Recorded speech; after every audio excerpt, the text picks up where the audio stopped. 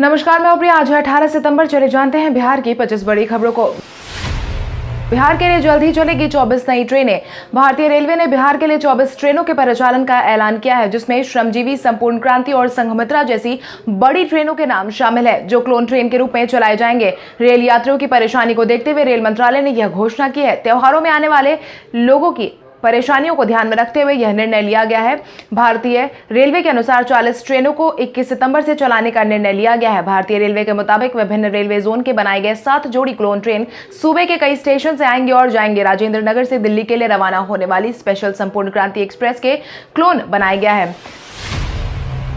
बिहार में किसान भी अब ऑनलाइन माध्यम से कर सकेंगे खरीदारी। बिहार में अब किसानों को भी ऑनलाइन माध्यम से जोड़ा जा रहा है। मिली जानकारी के अनुसार बिहार के डेबिट कार्ड और पैन जैसी एप्लीकेशन से खरीदारी का भुगतान कर सकते हैं। पीओएस मशीन से खाद की बिक्री तो पहले से ही की जा रही थी, अब भुगतान भी ऑनलाइन किया जाएगा। हालांकि किसानों को परेशानी ना हो, इसके लिए पुरानी व्यवस्था को लागू भी किया जाएगा। राज्य में खाद की हो रही कालाबाजारी पर रोक लगाने के लिए कृषि विभाग ने इस पहल की शुरुआत की है। सरकार ने नई व्यवस्था करने का निर्देश सभी डीलरों को दे दिया है। बिहार में सरकारी आवास में रहने वालों के लिए सरकार ने बदले नियम। बिहार सरकार के विभिन्न विभागों में कार्यरत कर्मियों को सरकार की तरफ से मुहैया करवाए गए सरकारी आवास को लेकर नए नियम को लागू किया गया है। भवन निर्माण विभाग ने साफ तौर पर कहा है कि अगर कोई भी सरकारी अधिकारी इस नियम का पालन नहीं करता है तो उस पर सख्ती से पेश आया जाएगा। साझा की गई जानकारी के अनुसार विभाग ने तृतीय श्रेणी के आवासीय केंद्रीय कोटे से मिलने वाले सरकारी मकानों के आवंटन के नियम तय कर दिए हैं। इसके अनुसार अगर कोई सरकारी कर्मी इस सेवा से पदत्याग करता है तो उसे सेवा से बर्खास्त कर दिया जाएगा और उसे 1 महीने तक सरकारी मकान में रहने का अधिकार होगा। बिहार वासियों को प्रधानमंत्री नरेंद्र मोदी आज देंगे एक और बड़ी सौगात। आगामी विधानसभा चुनाव से पहले प्रधानमंत्री नरेंद्र मोदी और मुख्यमंत्री नीतीश कुमार लगातार बिहार वासियों को नए सौगात दिए जा रहे हैं। इसी क्रम में प्रधानमंत्री नरेंद्र मोदी वीडियो कॉन्फ्रेंसिंग के जरिए आज फिर से 516 करोड़ की लागत से निर्मित कोसी महासेतु का उद्घाटन करने वाले हैं। साथ ही सुपौल के सरायगढ़ से हसनपुर के बीच ट्रेन भी रवाना करने वाले हैं। इससे कोसी क्षेत्र से मिथिलांचल का सीधा रेल मार्ग से जुड़ाव हो जाएगा। इस रेल के शुरू होते ही 298 किलोमीटर की दूरी घटकर महज 22 किलोमीटर रह जाएगी। बिहार में कोविड-19 प्रभावितों की संख्या पहुंची 1,64,000 के पार। बिहार में कोविड-19 प्रभावितों की संख्या लगातार बढ़ती जा रही है। स्वास्थ्य विभाग की तरफ से साझा की गई जानकारी के अनुसार बीते दिन के पिछले 24 घंटे में बिहार में 1592 नए मरीजों की पुष्टि की गई है। इसके साथ ही राज्य में कोविड-19 प्रभावितों की संख्या 1,64,224 पर पहुंच गई है। अगर हम प्रभावित जिलों की संख्या की बात करें तो अररिया में 95, अरवल में 18, औरंगाबाद में 27, बांका में 14, बेगूसराय में 18, भागलपुर में 75, भोजपुर में 24, बक्सर में 11, दरभंगा में 13, पूर्वी चंपारण में 48, गया में 34, गोपालगंज में 42, जमुई में 38, जहानाबाद में 6, कैमूर में 9, कटिहार में 41, खगड़िया में 10, किशनगंज में 26, लखीसराय में 43, मधेपुरा में 34, मधुबनी में 54, मुंगेर में 19, मुजफ्फरपुर में 67, नालंदा में 45, नवादा में 11, पटना में 290, पूर्णिया में 96, रोहतास में 40, सहरसा में 88, समस्तीपुर में 22, सारण में 17, शेखपुरा में 21, शिवहर में 5, सीतामढ़ी में 5, सिवान में 35, सुपौल में 72, वैशाली में 26, पश्चिम चंपारण में 46। वहीं स्वास्थ्य विभाग की तरफ से बीते शाम 4 बजे तक जारी किए गए अपडेट के अनुसार कोविड-19 से अब तक 1,49,722 मरीज ठीक हो चुके हैं। वहीं 855 लोगों की जान जा चुकी है। विधायक जी को पब्लिक ने एक बार फिर खदेड़ा। बिहार विधानसभा चुनाव की उल्टी गिनती शुरू हो चुकी है। वहीं अब विधायक भी वोट मांगने के लिए गांव-गांव जा रहे हैं। हालांकि पहले जब विधायक जी कहीं पहुंचते थे तो खूब खातिरदारी होती थी, मगर अब नजारा कुछ उल्टा नजर आ रहा है, क्योंकि जनता अब सवाल पूछ रही है जिसका जवाब नेताजी के पास नहीं है, लिहाजा भागने में ही भलाई समझ रहे हैं। इस बार खासकर सत्ताधारी विधायकों को पब्लिक खूब खरी खोटी सुना रही है। इसी क्रम में हाजीपुर के दयालपुर में भाजपा विधायक अवधेश सिंह स्वास्थ्य केंद्र का उद्घाटन करने पहुंचे थे, तभी लोगों ने उन्हें घेर लिया था और जमकर विरोध किया। स्थानीय लोग विधायक अवधेश सिंह वापस जाओ के नारे लगाने लगे। लोगों की नाराजगी को देखते हुए विधायक जी ने वहां से भागना ही सही समझा। गया के लोगों ने 30 साल से अधूरे पड़े पुल का निर्माण कार्य किया पूरा। गया के लोगों ने अपने बलबूते 30 साल से अधूरे पड़े पुल के निर्माण कार्य को पूरा कर लिया है। यह वाकया गया के बुधौल गांव का है, जहां लोगों ने 30 साल से निर्माण कार्य पूरा होने की आस लगाए बैठे पुल बनने का काम खुद ही पूरा कर लिया है। स्थानीय ग्रामीणों के मुताबिक इस पुल के निर्माण के लिए कई बार जनप्रतिनिधियों, नेताओं और सरकार से मांग की जा चुकी है, मगर यह पूरा नहीं किया गया था। इसके बाद ग्रामीणों ने खुद ही आपसी सहयोग से इसे बनाने का फैसला लिया है। मुख्यमंत्री नीतीश कुमार आज आधुनिक सुविधाओं से लैस बस टर्मिनल और कृषि भवन का करेंगे उद्घाटन। मुख्यमंत्री नीतीश कुमार आज पटना में निर्मित आधुनिक सुविधाओं वाले अंतर्राज्यीय बस टर्मिनल और कृषि भवन का उद्घाटन करने वाले हैं। इसके लिए आज शाम को आईएसबीटी का उद्घाटन समारोह का आयोजन करवाया जाएगा। उद्घाटन के साथ ही आईएसबीटी के फेज 1 में बसों का परिचालन शुरू हो जाएगा। इससे बिहार ही नहीं दूसरे राज्यों में भी सड़क परिवहन सेवा आसानी से हो जाएगी। आपको बता दें, साल 2017-18 में मौजा पहाड़ी में अंतर्राज्यीय बस टर्मिनल की प्रशासनिक स्वीकृति प्रदान की गई थी। इसके अलावा 340 करोड़ 22 लाख की लागत बताई गई है। आईएसबीटी तमाम आधुनिक सुविधाओं से सुसज्जित है और तीनों भागों में बांटकर बनाया गया है। वहीं मीठापुर में नवनिर्मित कृषि भवन का भी उद्घाटन किया जाएगा।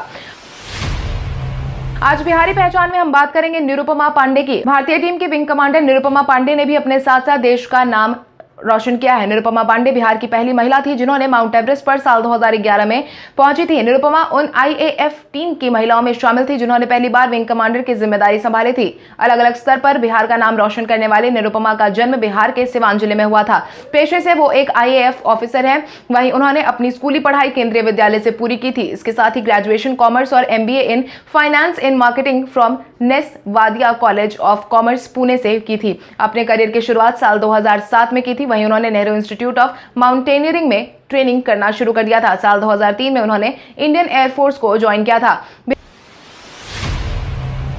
बिहार में 4 आईपीएस अधिकारियों का हुआ तबादला। बीते दिन बिहार में बड़ा तबादला देखने को मिला है, जहां पर गुरुवार को 3 जिलों के एसपी समेत 4 आईपीएस अधिकारियों का तबादला किया गया है। साझा की गई जानकारी के अनुसार 2008 बैच के आईपीएस और बेतिया एसपी निताशा गुड़िया का तबादला किया गया है। वहीं बक्सर के एसपी आईपीएस उपेंद्र नाथ वर्मा को बेतिया का एसपी बनाया गया है। वहीं 2012 बैच के आईपीएस ऑफिसर नीरज कुमार सिंह को बक्सर का नया एसपी बनाया गया है। दूसरी तरफ आईपीएस राजेश कुमार को मुजफ्फरपुर का नया सिटी एसपी बना दिया गया है।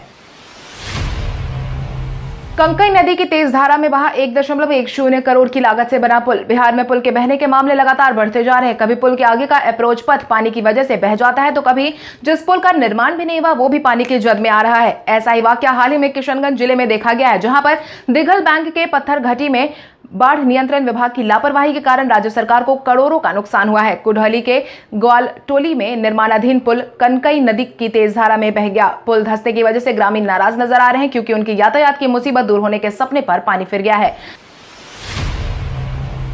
राजद विधायक के सुशांत सिंह राजपूत के राजपूत नहीं होने के बयान पर बिहार में मचा बवाल। बीते दिन राजद विधायक अरुण कुमार यादव ने सुशांत सिंह राजपूत पर विवादास्पद बयान देते हुए उनके राजपूत होने की बात से साफ इनकार कर दिया था। उन्होंने कहा कि हम तो पहले कहते हैं कि वो राजपूत था ही नहीं। बुरा मत मानिएगा, राजपूत महाराणा प्रताप के संतान गले में डोरी बांधकर जान नहीं ले सकता। जिसके बाद बयानबाजियों का सिलसिला शुरू हो गया है। भाजपा के प्रवक्ता डॉक्टर निखिल आनंद ने कहा है कि राजद विधायक का बयान बिल्कुल ही अनर्गल है और जातिवादी मानसिकता से ग्रसित है। राजद के नेता गण आदतन इस तरह की घटिया बयानबाजी के लिए ही बने हैं। लोजपा ने केनाल बैंड के नाम से मशहूर लौंगी भुइया को किया सम्मानित। केनाल बैंड के नाम से मशहूर गया जिले के लडुआ पंचायत स्थित कोठीलवा गांव के रहने वाले लौंगी भुइया को लोजपा ने बीते दिन अपनी तरफ से सम्मानित किया है, क्योंकि उन्होंने 30 साल के मेहनत के बाद पहाड़ की तलहटी से लगभग 5 किलोमीटर दूरी तक नहर खोदकर अपने गांव तक पानी लाने का काम किया है। लौंगी भुइया किस काम की चर्चा देश के साथ साथ विदेश में भी हो रही है। वहीं लोक जनशक्ति पार्टी के राष्ट्रीय अध्यक्ष चिराग पासवान ने उनके इस काम से प्रभावित होकर बिहारी फर्स्ट कार्यक्रम के तहत उनको 51,000 की राशि प्रोत्साहन के रूप में देकर सम्मानित किया है। बिहार के मुख्य सूचना आयुक्त के पद पर विराजमान हुए नरेंद्र कुमार सिन्हा को बिहार राज्य सूचना आयोग का राज्य मुख्य सूचना आयुक्त नियुक्त कर दिया गया है। बीते दिन राजभवन में राज्यपाल फागू चौहान ने उन्हें शपथ दिलवाई है। नरेंद्र सिन्हा भारतीय प्रशासनिक सेवा के 1980 बैच के रिटायर्ड अधिकारी हैं। शपथ ग्रहण समारोह में सूचना आयुक्त ओम प्रकाश और प्रमोद कुमार ठाकुर, मुख्य सचिव दीपक कुमार भी मौजूद थे। 21 सितंबर को प्रधानमंत्री नरेंद्र मोदी NH 131A का करेंगे शिलान्यास। 21 सितंबर को प्रधानमंत्री नरेंद्र मोदी सीमांचल के विकास में वरदान साबित होने वाले NH 131A का शिलान्यास करने वाले हैं। झारखंड और पश्चिम बंगाल की दूरी कम हो जाएगी। साथ ही झारखंड से स्टोन चिप्स समेत अन्य भवन निर्माण सामग्री भी आसानी से आ पाएंगे। इससे सीमांचल में भवन निर्माण सामग्रियों से दाम में भी कमी आ सकती है। राष्ट्रीय राजमार्ग 131A नरेंद्रपुर से शुरू होकर पूर्णिया में पूर्वोत्तर भारत की तरफ जाने वाली ईस्ट वेस्ट कॉरिडोर पर समाप्त होती है। यह परियोजना पूर्णिया कटिहार को सीधे झारखंड और पश्चिम बंगाल के मालदा से जोड़ेगा। महानंदा नदी पर कटिहार के अहमदाबाद के पास पश्चिम बंगाल में एक पुल का निर्माण करवाया गया है। बिहार में फिर से शुरू होगा मास्क चेकिंग मुहिम। एक बार फिर से पटना में मास्क का उपयोग नहीं करने वालों पर सख्ती से पेश आया जाएगा। पटना के डीएम कुमार रवि ने फिर से मास्क चेकिंग मुहिम की शुरुआत करने का ऐलान किया है। बिना मास्क के पकड़े जाने वाले लोगों को फाइन भरना होगा। पटना के डीएम कुमार रवि ने विशेष टीम का गठन चौक चौराहों, दुकान, वाहनों, वेंडर जोन, मार्केट और अन्य भीड़भाड़ वाले जगह पर मास्क का चेकिंग करने और पकड़े जाने वालों के खिलाफ सख्ती से पेश आने का फैसला सुना दिया है। पटना डीएम ने जिला प्रशासन, पुलिस विभाग और नगर निगम के संयुक्त टीम गठित कर सफल एवं प्रभावी कदम सुनिश्चित करने का आदेश दिया है।